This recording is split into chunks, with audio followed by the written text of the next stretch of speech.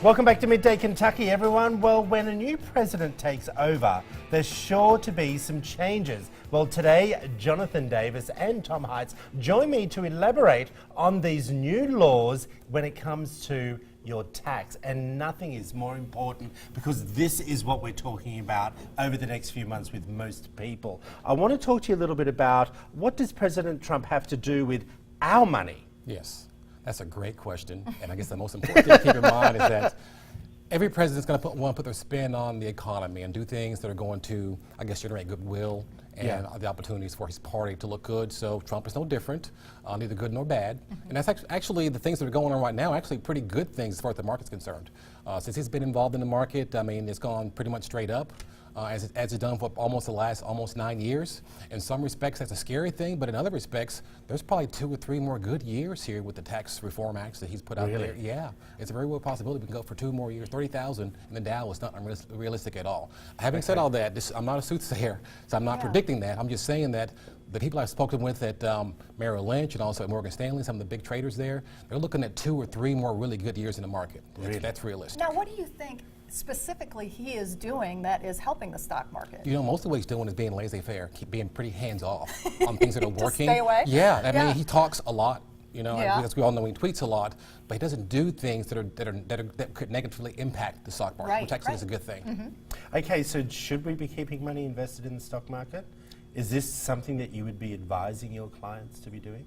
Again, Troy, it's going to depend on each individual situation. And as Jonathan said, right now, probably so. But if we knew for sure, we'd be multi-billionaires right now. Yeah. But history has shown, and what we've been advising clients, again, it's going to be on their individual situation. But Before we get into that next question that I want to ask, I wanted to ask you both.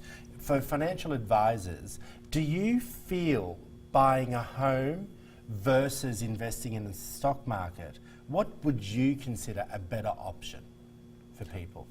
That's a loaded question. Once again, it's going to depend on the individual. Don't hit me. Because everybody's different. If we just throw out that everybody gets a black Model A, we wouldn't be doing our job. And that's, again, it's going to depend on the individual, their situation, and you know, the stage and age they are in life right now. Yeah, we don't do one size fits all, Troy. We take a very individualized approach when we counsel our clients, and everything that we do is dependent upon that person's specific situation. I got you. Whether they have kids, whether they're older, Yeah. whether they have other resources, whether they have other streams of income, those things all come into play. Gotcha. Well, how does an individual make sound financial plans during turbulent times like this? How are we able to, I guess, where do we look to kind of walk ourselves through this time? I mean, it is a turbulent time. Even though the stock market is doing well, there's a lot of other factors going on too.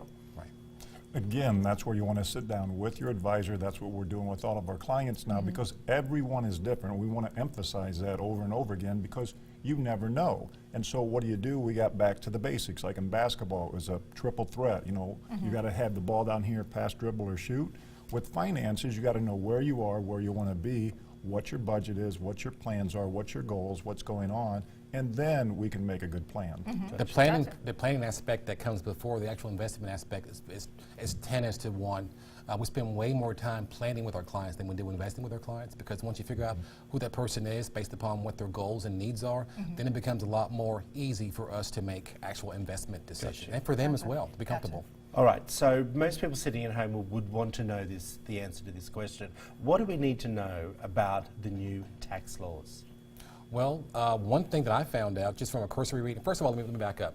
The first thing we have to keep in mind with the new tax laws is that this law was passed in such a way that everything in it's not set in stone. There are some things in there that are going to be very difficult to interpret, and there are some things that the IRS is going to, I guess, issue rulings on that will, I guess, tweak them a bit. But one thing that's interesting that I found out is that if you are a person who has children in your home and they are 18 years old and still in high school, just from cursory reading, it appears that you will not be able to take a deduction for that child as a tax credit. That's actually a bad thing that I found recently. I need to get more information on that, but that's something I think people need to be aware of, is that if you have an 18-year-old at home and they're in high school, they are not eligible for the tax deduction, the child credit tax information. deduction. Well, if you want to find out more There information. might be a ruling on that later, but right now, that's something that's in there right now that's, we need to take a harder look at. I agree, Right, and that's right. why Lots they of need to little call things you. in there, yeah. Yes. They need to call you. Yeah. all the Yeah. time. Exactly. 'cause they don't- We'll Yes. just put all that information up on the screen. There they are, everyone. Phone number, address, and also website there as well. We appreciate both of you coming in Yes, yet thank again. you, gentlemen. Looking Thank you. forward It to was a pleasure. digging a little bit deeper next time. Yeah.